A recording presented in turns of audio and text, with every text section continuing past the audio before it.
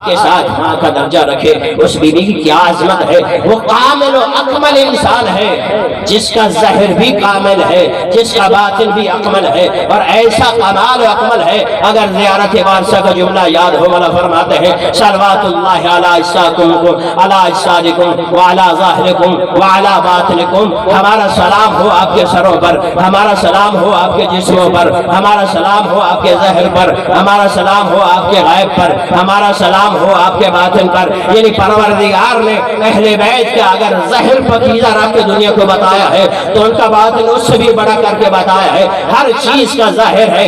میرا ظاہر یہ ہے کہ میں کلام کر رہا ہوں، اگر یہی کلام تمہاری روح کو بلند کر دے یہ میرا باطن بن جائے گا۔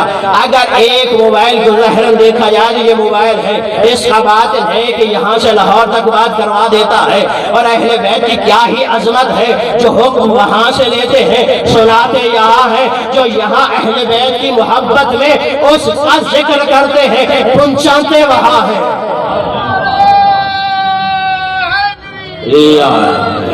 کیا ہی کمال ہے، کیا ہی جن کا ظاہر ہے، کیا ہی باطن ہے۔ جن کا ظاہر یہ ہے علی روٹی کو توڑے گھٹنوں پہ رکھ کے جو کی، یہ علی کا ظاہر ہے۔ اگر 2 انگلیوں سے زر خیبر کو گھاڑ دے یہ علی کا باطن۔ یہ ظاہر محمد ہے کہ تم میں بیٹھ کر پتہ ہی نہ چلے کہ تم میں نبی کون ہے، صحابی کون ہے، مگر باطن محمد ہے کہ ادھر انگلی نے اشارہ کیا چاند ٹکڑے ہو کر زمین پہ آیا، ادھر انگلی نے اشارہ کیا سورج پلٹ کر واپس آ گیا۔ یعنی ان کا ظاہر بلند ہے، جس ظاہر کو اللہ نے کہا حبیب تیرا اخلاق عظیم ہے، حبیب تیری زبان حرکت نہیں کرتی جب تک وحی نہ آ جائے، حبیب تیرے ہاتھ جو کرتے ہیں وہ مجھے اللہ کا کام ہے۔ جس کا ظاہر اتنا ہے اس کا باطن کتنا بلند ہوگا۔ جن کا ظاہر ایسا ہے ان کا بلند باطن کتنا ہوگا۔ پروردگار نے علی کا ظاہر جو کی روٹی کو توڑ کر بتایا۔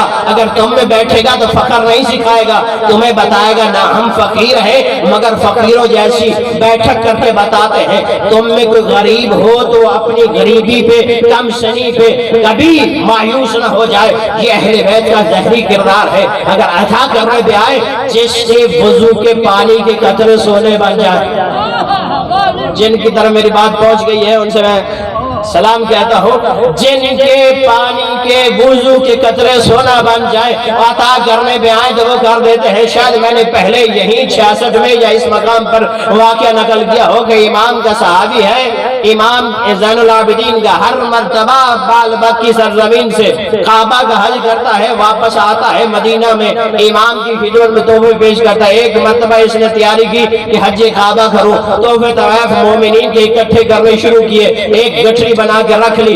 جب جانے لگا تو بیوی نے کان میں کہا آئے ابراہیم ہر مرتبہ تو امام کی زیارت کو جاتے ہو، جب بھی جاتے ہو تو امام کو کوئی نہ کوئی چیز دے کر آتے ہو، کبھی تیرے امام نے بھی تجھے کچھ دیا ہے؟ ادھر زبان نے حرکت کرنی تھی، اس نے اس کے زبان پہ منہ پہ ہاتھ رکھا، کہا خاموش امام سن رہا ہے، کہا خاموش امام سن رہا ہے۔ کہا وہ مدینے میں میں بالبک کی سرزمین پر، کہا وہ امام ہی نہیں جو مجھ سے خبر نہ رکھے، کہا وہ امام ہی کیسا ہے جو میری خبر ہی نہ رکھے۔ اس نے حج کعبہ کیا، کعبہ کرنے کے بعد مدینہ کی سرزمین پہ آیا، محلہ بنی ہاشم میں آیا، روضہ رسول کے قریب سادات کے گھر میں داخل ہونا چاہا، اجازت لی، دیکھا کہ سامنے امام زین العابدین وضو کے لیے تیاری کر رہے ہیں، تاشت لگا ہوا ہے پانی کا، امام ارادہ وضو کر رہے ہیں، یہ داخل ہوا، سلام کیا، السلام علیکم یا ابن رسول اللہ میرا سلام ہو۔ امام نے آنکھوں کو اٹھا کر سلام کا جواب دیا، علیکہ السلام، آئے میرا بھی تجھ پہ سلام ہو۔ اس نے گٹھڑی کو امام کے پاس رکھا، گٹھڑی رکھنی تھی، امام نے کہا اپنی عبا کو اتار کے زمین پہ ڈال۔ یہ حیران ہوا، عبا کو زمین پہ ڈال دو؟ امام نے کہا ہاں عبا کو زمین پہ ڈال۔ ادھر امام نے پانی کا چلو اٹھایا، اپنے چہرے پہ ڈالا، جو قطرہ گرتا تھا کوئی سونا بنتا تھا کوئی ہیرا بنتا تھا، ادھر ہاتھ دھوتے جاتے تھے سونا اور چاندی بن رہا تھا۔ یہ حیران تھا، امام ڈالتے پانی ہے بنتا ہیرے جواہرات اور سونا ہے۔ جب سب امام نے وضو مکمل کر لیا نا، امام کہتے ابراہیم اس عبا کے دامن کو لپیٹ کر باندھ لے، جتنا سونا چاندی ہیرے ہیں یہ سب اپنی بیگم کو جا کر اپنی بیوی کو دے دینا، اور کہنا جا کر کہ گھر میں بیٹھ کر شریفوں کا گلہ نہیں کرتے، گھر میں بیٹھ کر شریف اللہ یا رسول اللہ، گھر میں بیٹھ کر شریفوں کا گلا نہیں. یہ ظاہر اور باطن کی اگر سمجھ آ جائے، اور اہل بیت نے مومن کہا بھی اسے ہے جس کا ظاہر اور باطن ایک جیسا ہو، جس کی زبان اور دل میں فرق ہو، وہ مومن نہیں ہے. اور قجا علی ولی اللہ کہنے والا، اور مجلس حسین ذکر حسین میں بیٹھنے والا، علم عباس کو اٹھانے والا، زبان سے کچھ کہے اور دل میں کچھ اور ہو، یہ ممکن نہیں. جو حسین کے سجدے کا روتا اور خود منکر سجدہ ہو اور کہے آزاداروں کو اگر تقسیم کرنا چاہے تو ان دو ہی لفظوں میں سمجھ لے. پہلے ایک جملہ کہنا چاہتا ہوں، جو جنت کا مشتاق ہے وہ اتنا سوچے، اگر بستر کو چھوڑ کر مسجد تک جا سکتا ہوں تو کل قبر کو چھوڑ کر جنت تک بھی جا سکتا ہوں. جو بستر کو نہ چھوڑ سکے وہ جنت کی تمنا کیسی کر سکتا ہے؟ اگر آزادار حسین ہے تو دو جملے کہنے لگا ہوں. عظمت آزادار حسین میں ایک آزادار وہ ہے جو علم کو بھی سجاتا ہے، اس میں دھاگا بھی باندھتا ہے، دوپٹہ بھی باندھتا ہے، باندھ کے کہتا ہے پروردگارا اس علم والے عزت کی صدقہ، اس علم والے کی عزت کا صدقہ، اس گھرانے کی عزت و عظمت کا صدقہ میرے رزق میں کمی ہے، رزق کو بڑھا دے. میرے پاس اولاد نہیں، مجھے اولاد عطا کر. میرے پاس کاروبار نہیں ہے، کاروبار عطا کر. ایک آزادار وہ ہے جو دعائیں مانگ رہا ہے علم کو اٹھا کر، کچھ نیازیں باندھ کر کہ پروردگار مجھے یہ عطا کر، مجھے یہ عطا کر، مجھے یہ عطا کر. خود ہر انسان طے کرے گا مجھے کیسا آزادار بننا ہے. دوسرا آزادار وہ ہے جو علم کو بھی اٹھاتا ہے، اس کے ساتھ منتیں بھی مانتا ہے، مگر ہاتھوں میں علم کو لے کر ایک جملہ کہتا ہے پروردگار اس علمدار کا واسطہ جس نے اس علم کو اٹھا کر اپنے ٹکڑے کروا دیے تھے، میری جان کو بھی قبول کر لے، میری جان کو بھی قبول کر لے. ایک آزادار وہ ہے جو اپنی جان کا نذرانہ دے رہا ہے علم کو اٹھا کر. اس در سے کربلا میں سے کبھی خمینی بنتا ہے، کبھی خامنائی بنتا ہے، کبھی مختار صفی بنتا ہے، کبھی ابراہیم بنتا ہے. یہ در سے باطن اور ظاہر اگر مل جائے، اگر انسان کے در سے باطن اور ظاہر مل جائے، وارثان قرآن کو سمجھنا ہو تو انسان کا پہلے ظاہر ہو، جس طرح پاک ہے اپنے آپ کا دکھلاوا کرتا ہے اس کا باطن بھی پاک ہو. اگر زبان کہتی ہے میں نمازی ہوں تو دل بھی کہے میں نمازی ہوں. لوگوں کو دھوکہ نہ دے، تسبیح ہاتھ میں پکڑ کر ادھر سودا کرے ادھر نمازی بن کر دھوکہ کرے. رسول خدا سے کسی نے پوچھا یا رسول اللہ امتی بھی آپ کا ہو، صحابی بھی آپ کا ہو، کیسے پہچانے نمازی بھی ہے، روزہ دار ہے، صاحب ایمان بھی ہے یا نہیں؟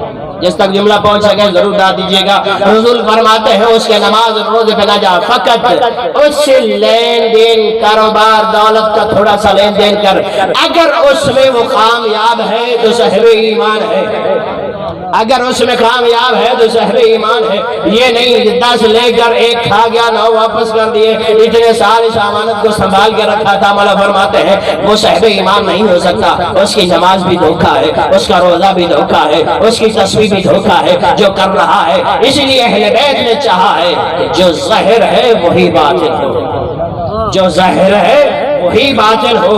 اگر مؤذن اذان میں کہتا ہے اشہد ان محمد رسول اللہ، میں گواہی دیتا ہوں کہ اللہ کے محمد رسول ہے، رسول تھے، رسول رہیں گے، یہ اس کا ظاہر ہے. اگر زبان سے کہہ رہا ہے کہ رسول ہے، دل میں کہہ رہا ہے کہ تھے، جملہ پہنچ چکا ہو. اگر دل میں کہہ رہا ہے کہ تھے، زبان سے اذان میں کہہ رہا کہ ہے، یہی منافقت کی دلیل ہے. جو زبان سے کچھ اور کہے، دل سے کچھ اور کہے. جو قرآن نے کہا تھا نا اے میرا حبیب جو منافق ہے تیرے سامنے نمازی بھی بنتے ہیں، تیرے سامنے تہجد گزار بھی بنتے ہیں، جب خلوت میں جاتے ہیں تو اپنے شیطانوں سے مشاورت کرتے ہیں. وَإِذَا خَلَوْا إِلَىٰ شَيَاطِينِهِمْ، اپنے شیطانوں سے مل کر تیری نبوت کے خلاف، تیری جان لینے کے منصوبے بناتے ہیں. ان کی خلوت اور ہے، ان کا ظاہر اور ہے. جس کی خلوت اور باطن مل جائے وہ مومن ہے، جس کی خلوت ان کا ظاہر مل جائے وہ مومن ہے. اللہ نے اہل بیت اطہار کے ذکر میں ہمیشہ صاحب ایمان کے لیے عقیدہ بھی رکھا ہے، فضیلت بھی رکھی ہے، معرفت بھی رکھی ہے، بلندی بھی رکھی ہے. شرط یہ ہے کہ اہل بیت کو صحیح معنوں میں اقرار کر کے مانے. یہ درود بظاہر درود ہے، کبھی اس کو ظاہرت میں آب زمزم سے تشبیہ دیجئے، کبھی آب کوثر سے دیجئے، مگر اس کا ایک باطن اور بھی ہے۔ جب انسان زبان سے اللہم صلی علی محمد و آل محمد کا اقرار کرتا ہے تو 5 اصول دین کا بھی اقرار کرتا ہے، ولایت علی کا بھی اقرار کرتا ہے کہ پروردگار جس طرح اہل بیت محبت رکھنا واجب ہے، اس تجدید بیعت کو دوبارہ دہرا رہا ہوں، اپنی زبان سے جس طرح دہرا رہا ہوں اسی طرح دل میں بھی ارادہ رکھتا ہوں کہ انہی کا بن کے رہوں، انہی کا بن کے رہو۔ یہ انسان کا ظاہر اور باطن ہے جو ظاہر کرتا ہے۔ امام جو ہے اس کا ظاہر بھی ہے، ہر ایک کا ظاہر ہے۔ قرآن کا ظاہر کیا ہے؟ کتاب کو کھولا، تلاوت کی، پروردگار نے ثواب عطا کیا، مگر قرآن کا باطن اور ہے۔ جب اس کو پہاڑوں پہ پڑھا جائے تو قرآن کہتا ہے پہاڑ چلنے لگ جاتے ہیں، جب پہاڑوں پہ پڑھا جائے تو پہاڑ ڈھلنے لگ جاتے ہیں۔ قرآن کہتا ہے میرا ظاہر ہے ثواب لینے کے لیے، اگر میت پہ پڑھا جائے تو میت زندہ ہو جائے، یہ قرآن کا باطن ہے۔ اور پھر بھی قرآن اور وارثان قرآن سمجھ میں نہ آئے تو دنیا کو پتہ نہیں کہاں سے سمجھ آئے گے۔ یہ وہ واحد گھر ہے جو قرآن بولتا ہے یہ کر کے بتاتے ہیں۔ دنیا والوں کی مثال اور ہے، قرآن حکم لے کر آتا ہے تو وہ عمل کرتے ہیں، یہ پہلے عمل کرتے ہیں پھر آیت قرآن آتی ہے، جس کی مثال دنیا میں موجود ہے۔ پہلے اہل بیت نے روٹیاں دی تھی تو سورہ طاہرہ آئی تھی، اہل بیت نے روٹیاں دی تھی تو سورہ طاہرہ آئی تھی۔ علی مولا نے حالت رکوع میں انگوٹھی دی تھی تو آیا ولایت آئی تھی۔ مولا علی کی ولایت نے پروردگار نے اعلان کیا تھا، اور رسول خدا نے دنیا کو کچھ عطا کر کے بتایا تو اس نے خلق عظیم کا مالک بنایا۔ یعنی اہل بیت کا کردار یہ ہے کہ جن کا ظاہر اتنا بلند ہے ظاہراً لوگوں کو بادلوں میں بٹھا دیتے ہیں، ان کا باطن کتنا بلند ہوگا، ان کی مقام عظمت و عرفان کتنا بلند ہوگا۔ پروردگار نے کہا میں نے قرآن کے وارث مصطفیٰ بندے بنائے ہیں۔ پروردگار قرآن کی عظمت تو یہ ہے، یہ پہاڑوں میں پڑھا جائے تو پہاڑ چلنے لگے، میت میں پڑھا جائے تو میت زندہ ہو جائے، تو جو اس کا وارث ہے جس کو تو مصطفیٰ بتا رہا ہے وہ کیسا ہونا چاہیے؟ پروردگار نے کہا جو کتاب دعویٰ کر رہی ہے وہ اس کا وارث بھی دعویٰ کر کے بتائے، وہ وارث بھی دعویٰ کر کے بتائے۔ ادھر آئے چند نصرانی مدینہ میں رسول کی خدمت میں، کہا آئے اللہ کے رسول تو دعویٰ کرتا ہے میں اس کا نبی ہوں، مگر ہمارے نبی آپ سے افضل ہیں۔ کہا وہ کیسے؟ کہا ہمارے نبی مردوں کو زندہ کیا کرتے تھے، ہمارے نبی مردوں کو زندہ کیا کرتے تھے، جن کو شفا نہیں ملتی تھی ان کو شفا دیا کرتے تھے۔ رسول نے علی کی طرف اشارہ کیا، ان نجران کے قصیوں کو لے لے اور قبرستان چلا جا، قبرستان میں جس قبر پہ ہاتھ رکھے اس قبر کے مردہ کو زندہ کر کے بتا۔ جس محمد کا وارث علی اتنا بڑا مصطفیٰ تھا، چند لوگ چلتے ہوئے قبرستان میں آئے اور مولا نے کہا کہ اس قبر پہ ہاتھ رکھو، انہوں نے قبر کی طرف اشارہ کیا کہ اس قبر کا اگر مردہ ظاہر ہو کر تیرے نبی کی گواہی دے تو ہم مان جائیں گے تیرا نبی سچا ہے۔ مولا علی نے ٹھوکر لگائی قبر کو، کہا قم باذن اللہ، اللہ کے حکم سے کھڑا ہو جا۔ وہ کلمہ شہادت پڑھتا ہوا کھڑا ہوا، اشہد ان لا الہ الا اللہ و اشہد ان محمد رسول اللہ۔ لوگ پریشان ہو گئی، اٹھا ابھی قبر سے ہے اور محمد کو جانتا ہے، اٹھا ابھی قبر سے اور محمد کو جانتا ہے۔ فوراً میرے مولا نے جملہ کہا دنیا والوں یاد رکھو ایک مردہ کی بات کر رہے ہو، چاہو تو پورے قبرستان کو زندہ کر دو۔ یہ علی کے کمالات ہیں جو محمد سے لیے ہیں۔ مولا فرمایا کرتے تھے مجھ علی کے جتنے بھی کمال ہیں یہ مرہون منت مصطفیٰ ہے۔ علی کے بعد اگر علم کے ٹھاٹھے مارتے ہوئے سمندر ہے تو یہ مصطفیٰ کا صدقہ ہے، علی کے بعد فضیلتیں ہیں تو یہ مصطفیٰ کا صدقہ ہے۔ اللہ کے رسول نے علی کو وہ کچھ عطا کیا جو کسی کو عطا نہیں کیا، اللہ کے رسول نے علی کو سب کچھ عطا کیا جو کسی کو عطا نہیں کیا۔ یہ ظاہر ہے علی کا کہ جو کی روٹی کو توڑے اور در خیبر کو 2 انگلیوں سے اٹھائے، علی کا باطن ہے۔ یہ علی کا ظاہر ہے کہ ادھر ہو زمین پہ، باطن علی کا یہ ہے کہ عرش پہ پروردگار لہجہ علی میں کلام کرے، یہ علی کا باطن ہے۔ اور حیدری علی زہر مصطفیٰ کا یہ ہے کہ مکہ اور مدینہ کی سرزمین پہ ہو، مگر باطن مصطفیٰ یہ ہے کہ چند لمحوں میں عرشوں کی معراج عطا ہو جائے۔ جو اس معراج پہ عطا ہوا اگر مومن اس کو بجا لائے تو اس کی معراج ہو جائے۔ نماز الصلاۃ معراج المومن، نماز مومن کی معراج ہے، یہ عرشوں کا تحفہ ہے۔ صحب معراج کو معراج کی رات تحفہ ملا اور یہاں ہمارے لیے معراج بن گئی۔ اور جس نے مصلی عبادت پہ کھڑے ہو کر ذکر حسین بھی سنتا ہو، محب علی بھی ہو، اور مصلی عبادت اس کو معراج نہ کہے اور پھر کہاں کرے گا؟ اگر مصلی عبادت معراج کی جگہ نہ ہوتی تو رسول کبھی نہ کہتے کہ نماز مومن کی معراج ہے۔ معراج ہے مگر مومن کی، جو زبان سے بول رہا وہی دل سے بول رہا ہو۔ ادھر کہے الحمدللہ رب العالمین، پروردگار تو عالمین کا پالنے والا ہے، ادھر یہ نہ ہو ہاتھ پھیلا کر مانگ رہا ہو۔ یعنی کچھ اس پہ توکل کرے، محنت کرے، پھر جا کر انسان اپنی معراج کو پہنچتا۔ وہ بھی گزرے ہیں جو مصلی عبادت پہ حوروں سے ملا کرتے تھے۔ ہمارے مکتب تشیع میں ایسے علماء گزرے ہیں جو دنیا میں رہ کر جنت کے حوروں کی زیارت کیا کرتے تھے، مگر ان کا امتحان روحانی تھا، ان کا مقام عرفان تھا کہ اس بلندی تک اپنے آپ کو لے گئے۔ تم عزادار ہو تو اپنے آپ کو بلند کرو۔ ذکر حسین جو بلندی عطا کرتا ہے اس بلندی کی طرف چلیے۔ اس ذکر سے جو انسان کو روحانیت ملتی ہے اس روحانیت کو محفوظ کیجئے۔ وہ عزادار جو ذکر حسین میں تو بولے، کبھی علی کا نعرہ، کبھی محمد کا نعرہ، کبھی توحید کا نعرہ، مگر جب باہر نکلتا ہے تو تینوں کی پرواہ نہیں کرتا۔ نہ توحید کی پرواہ ہے، نہ رسالت کی پرواہ ہے، نہ ولایت کی پرواہ ہے۔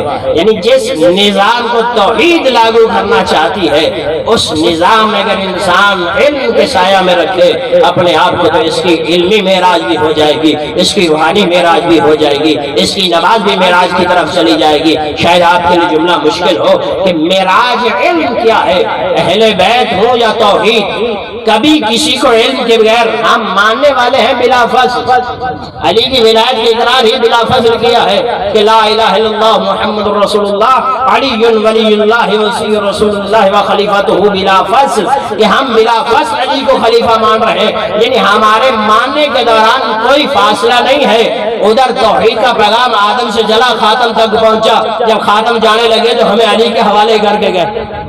جب خاتم مصطفیٰ محمد مصطفیٰ احمد مجتبیٰ جانے لگے تو ہمیں علی کے حوالے کر کے گئے۔ جب علی دنیا سے جانے لگے تو جملہ کہا فزت برب الکعبہ، علی کامیاب ہے، مگر ہمیں حسن کے حوالے کر کے گئے۔ جب امام حسن جانے لگے ہمیں امام حسین کے حوالے کر کے گئے۔ جب امام حسین جانے لگے سید سجاد کے حوالے کر کے گئے۔ امام محمد باقر کے حوالے سید سجاد نے کیا، امام محمد باقر نے امام جعفر صادق کے سپرد کیا، ہمیں امام جعفر صادق نے موسیٰ کاظم کے سپرد کیا۔ ہر امام پلٹ کر ہمیں دوسرے امام کے سپرد کر رہا ہے۔ جو توحید کا سلسلہ ہے وہ ٹوٹنے نہ پائے، جو علم کا سایہ ہے وہ ٹوٹنے نہ پائے، جو توحید کی وحی کا سایہ ہے وہ ٹوٹنے نہ پائے، کیونکہ اللہ نے کہا ہے کہ میں نے وارثان قرآن بنایا مصطفیٰ بندوں کو، مصطفیٰ کی لڑی ٹوٹنے نہ پائے۔ اس پروردگار نے حسن عسکری کے سپرد کیا، پھر حسن عسکری جانے لگے تو ہمیں ہماری حجت دوران ولی اصل امام زمن میں سپرد کیا۔ جب امام دنیا سے جانے لگے پردہ غیب میں تو دنیا والوں سے کہا ہمیں چھوڑ کر گمراہ نہ ہو جانا، جو ہمارے علم کی حفاظت کرے اس علم کے سائے میں سفر کرنا، تو حسینی رہو گے، اگر بھٹک جاؤ گے تو پھر گمراہ ہو جاؤ گے۔ یہ ہے وہ علم، یہ ہے وہ سایہ جو اللہ نے ہمیں اہل بیت کے وسیلے سے عطا کیا ہے۔ نہ توحید محفوظ، جس کے دل اور ایمان میں فرق ہے، جس کے دل اور زبان میں فرق ہے، نہ توحید محفوظ، نہ رسالت محفوظ، نہ ولایت محفوظ، نہ انسان کا وہ عمل محفوظ ہے جو وہ کر رہا ہے آخرت کے لیے۔ سب کچھ کرتا ہے مگر دوسروں کے لیے۔ 24 گھنٹوں کے انسان کے اعمال کو دیکھ لیں، ہم سب کچھ کرتے ہیں مگر دوسروں کے لیے کرتے ہیں۔ اپنے ذاتی نفس کے لیے جو جنت کی طرف متوجہ ہے، شخص جانا چاہتا ہے، مشتاق جنت ہے ولایت علی کی شوق میں، وہ 24 گھنٹوں میں اپنے نفس کے لیے کیا کر رہا ہے؟ موبائل ہے تو 6 گھنٹے موبائل پہ لگا ہوا ہے۔ کاروبار زندگی کو کمانے کے لیے 6-12 گھنٹے لگا ہوا ہے، 12 گھنٹے لوگوں کی محفلوں میں گزار دیتا ہے، مگر اپنے لیے کیا کر رہا ہے؟ اگر یہی انسان کی توجہ اسے توحید تک پہنچا دے، یہ اس کی کامیابی ہے۔ اگر یہی رزق کاروبار زندگی انسان کو توحید سے دور کر دے، یہی اس کی ناکامی ہے۔ پروردگار کی نہ توحید حدوں میں محفوظ ہے، یعنی پاکستان میں کوئی مسلمان ہو تو ہندوستان میں مسلمان نہیں ہو سکتا، یعنی نہ توحید کی حدیں مقید ہیں، نہ رسالت کی حدیں مقید ہیں، نہ ولایت کی حد مقید ہے. ایک دو جملے سے ساتھ ملا کے کہنے لگا ہوں, نہ توحید کی حد مقرر, نہ رسالت کی حد مقرر, نہ ولایت کی حد مقرر. دنیا کے جس کونے میں چاہو علم عباس کو وائرل کرو, اس کی بھی حد مقرر نہیں ہے. تیسرا اور چوتھا جملہ کہنے لگا ہوں, ہم جس نظام علم کے سایہ میں قدم رکھتے ہیں, نظام مرجعیت, نہ اس کی حد معین. ایک مجتہد عراق میں ہے تو پاکستان میں بھی مقلد, ہندوستان میں بھی مقلد, برطانیہ میں بھی مقلد, امریکہ میں بھی مقلد. یہی اہل بیت کی پروردگار نے حد معین نہیں کی, نہ ان کی تھی نہ ان کے ماننے والوں کی ہے. عزاداری حسین کی حد معین نہیں, ہندوستان میں بھی عزاداری ہے, برطانیہ میں بھی عزاداری ہے, امریکہ میں بھی عزاداری ہے, افغانستان میں جہاں پہ بندوق نکال کے قتل کر دیا جاتا ہے وہاں پہ بھی عزاداری ہے. یعنی سایہ وہ عطا ہوا ہے جو نظام بلا فصل ہے, اگر اس کے سائے میں پلتا ہے تو آزادار ہے, اس سائے میں پلتا ہے تو آزادار ہے. اگر اس سائے کو توڑ کر اپنی مرضی و خواہش کا پابند ہے تو پھر وہ اپنی زندگی کا, اپنی خواہشات کا پابند ہے, آل محمد کا پابند نہیں, آل محمد کے سایہ کا پابند نہیں. جو علم عطا ہوا ہے وہ اتنا علم عطا ہوا ہے جو علی منبر سلونی میں بیٹھ کر کہا کرتے تھے, سلونی سلونی قبل ان تفقد دنیا. دنیا والوں پوچھ لو علی سے جو کچھ پوچھنا چاہتے ہو, اس سے پہلے کہ علی کو کھو دو, اس سے پہلے کہ علی کو کھو دو. کوئی شخص کھڑا ہوا, یا علی, سننے میں آیا ہے کہ ایک شہر مشرق میں ہے, ایک مغرب میں ہے, اس کے اوپر لوہے کی دیوار ہے, اور ہر شہر میں 70,000 زبان بولی جاتی ہے, مشرق والے میں بھی اور مغرب والے میں. کیا کوئی ایسا عالم ہے جو 1,40,000 زبانیں جانتا ہو؟ تو مولا نے سینے پہ ہاتھ مار کے کہا, میں وہ علی ہوں جس کو اللہ نے کہا وَكُلَّ شَيْءٍ سَهْنَاهُ فِي امام مبین, میں امام مبین ہوں. تو فقط 1,40,000 کی بات کر رہا ہے, اللہ نے 18,000 عالم کو خلق کیا, ایک عالم میں اللہ نے 18,000 مخلوق کو رکھا, تو صرف 1,40,000 کی بات کر رہا ہے. میں 32 کروڑ 40 لاکھ کو جانتا ہوں, میں 32 کروڑ 40 لاکھ مخلوق کو جانتا ہوں. جس کو اللہ نے خلق کیا اس کو میرے علم میں رکھا. یہی تو کمال ہے, جس کا وہ مالک اور خالق اور رازق ہے, جس کا وہ خالق مالک رازق ہے, اس کے پاس علم علی موجود ہے جو علی کو محمد نے عطا کیا. کیسے عطا کیا؟ مولا فرماتے ہیں مجھے رسالت مآب نے اس طرح علم عطا کیا ہے جس طرح چڑیا اپنے بچے کو چونچ میں تھوڑا سا رزق لے کر آتی, توڑ کر چھوٹا چھوٹا کر کے اسے دیتی ہے, پھر واپس چلی جاتی, پھر لے کر آتی ہے. کہا اس مثال میں سمجھ آنی چاہیے کہ جانور کی مثال, کہا جو وہ لے کر آتی ہے نا اس میں تبدیلی نہیں کرتی, اس میں خیانت نہیں کرتی, وہی عطا کرتی ہے جو لے کر آتی ہے. توحید نے جو محمد کو عطا کیا بہو وہ علی تک منتقل ہوا. مولا سینے پہ ہاتھ مار کے کہا کرتے تھے, دنیا والوں یاد رکھو تمہارے جسم اور علی کے جسم میں فرق ہے, تم ہمیں اہل بیت کو اپنے اوپر قیاس نہ کرنا. یہاں علم کے ٹھاٹھے مارتے ہوئے سمندر ہے, یا علم کے ٹھاٹھے مارتے ہوئے سمندر ہے. علی کا جملہ کہنا تھا کہ دنیا والے کبھی کوئی سوال کرتا ہے, کبھی کوئی سوال کرتا ہے. ایک شخص اٹھا کہ علی کو نماز سے بھی مؤخر کر دے, علی کے علم کا امتحان بھی لے جائے. سوال انہوں نے سوچ کر کیا تھا کہ کون سا جانور ہے جو بچے دیتا ہے, کون سا جانور ہے جو انڈے دیتا ہے. امیر المومنین تکبیر کی تیاری میں مولا نے پلٹ کر ایک جملہ کہا, جس کے کان بار ہے وہ بچے دیتا ہے, جس کے کان اندر ہے وہ انڈے دیتا ہے. اللہ اکبر. جب نماز کو ختم کیا سید سے کہا 10 سال کی علی تجھے اجازت دیتا ہے کہ زمین کے ہر کونے میں چل کے جا کر تحقیق کر, پھر جب پلٹ کر آئے گا علی اور جواب عطا کرے گا. یہ جملہ پلٹ کر نہیں کہے گا. مولا فرماتے ہیں جس کے پاؤں کے پیچھے ساکھ ہو وہ بچے دیتا ہے. پھر مولا فرماتے ہیں جو چبا کر کھاتے ہیں وہ بچے دیتے ہیں. مولا نے پلٹ کر ہر سوال کے بعد کہا عائشہ جا 10 سال دنیا کی پرواز کر, ہر پرواز کے بعد علی کا جواب علیحدہ ہوگا. کہاں سے بول رہا ہے علی؟ وہ جو کہہ رہا ہے سلونی سلونی قبل ان تفقدونی, اس کا سبب یہ ہے کہ جو علی نے کہا وہ محمد نے کہا, جو محمد نے کہا وہ جبریل کی زبان تھی, جو جبریل بولا وہ توحید کی زبان تھی, اور محمد نے سینے پہ ہاتھ مار کے کہا انا مدینہ العلم وعلی بابها. चमन कली कली, अली अली मिल के बोलिए, नगर नगर गली गली, बजनारे पैतरी सीने पे हाथ मार के कहते हैं अना मदीनतुल इल्म व अली बाबुहा, अना मदीनतुल हिकमत व अली बाबुहा।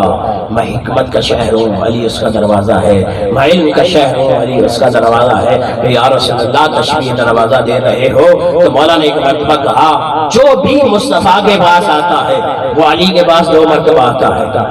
लोग परेशान हुए कि कैसे हो सकता जो मुस्तफ़ा के पास आए अली के पास 2 मरतबा आए। आगे शिकायत की रिसालत के बारगाह में अली ने ये दावा किया है जो नबी के पास आता है वो अली के पास 2 मरतबा आता है। जिसने दावा किया उसको बुलाओ, उसके पास कोई दलील भी है या वैसे बात कर दी?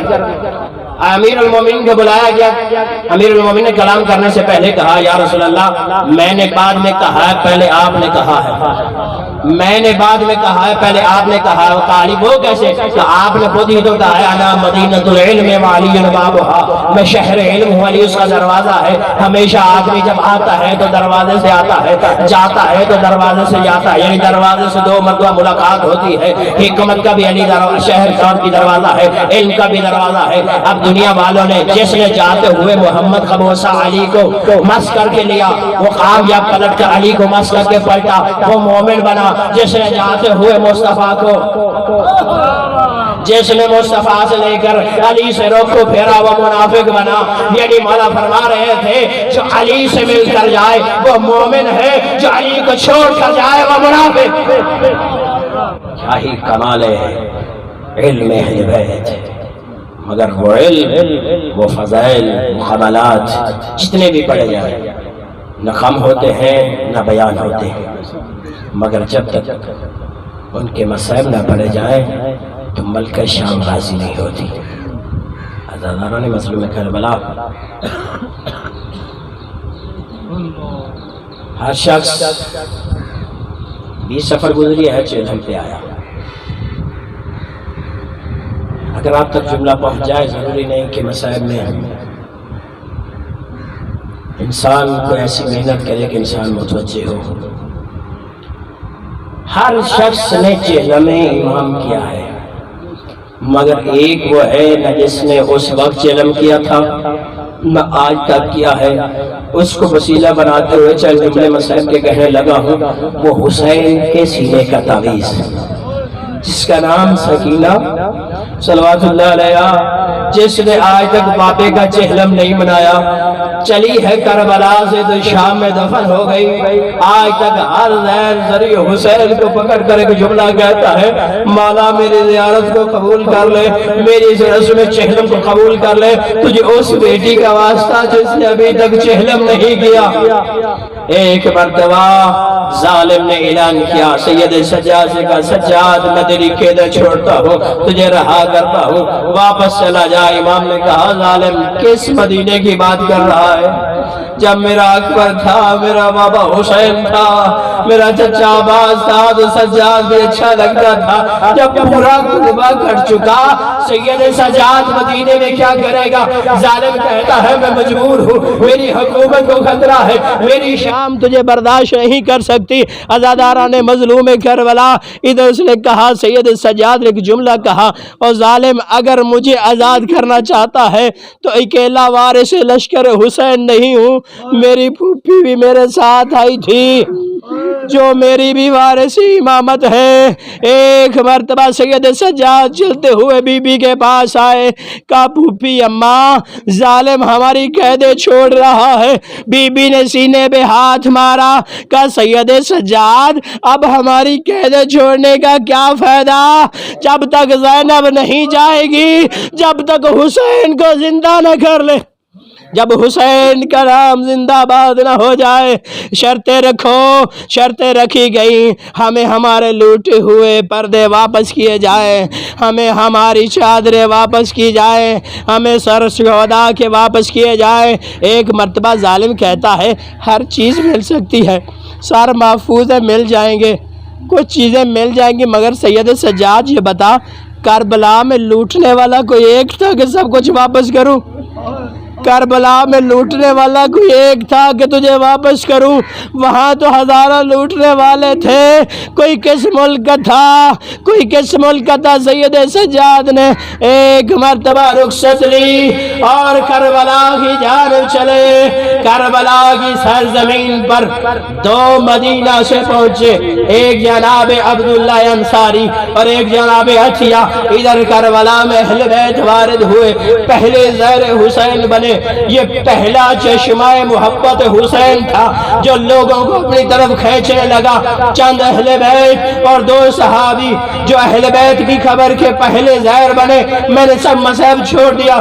مگر ایک مرتبہ جیسے ہی کربلا میں خبروں پہ سید سجاد آئے، سب سے پہلے جناب عباس کی قبر پہ گئے اور ایک مرتبہ کہا، چچا عباس پہچانیوں میں مدینے والا سجاد ہوں، آج ایک میری کمر جھک گئی، میرے ہاتھوں پہ کڑیوں کے نشان۔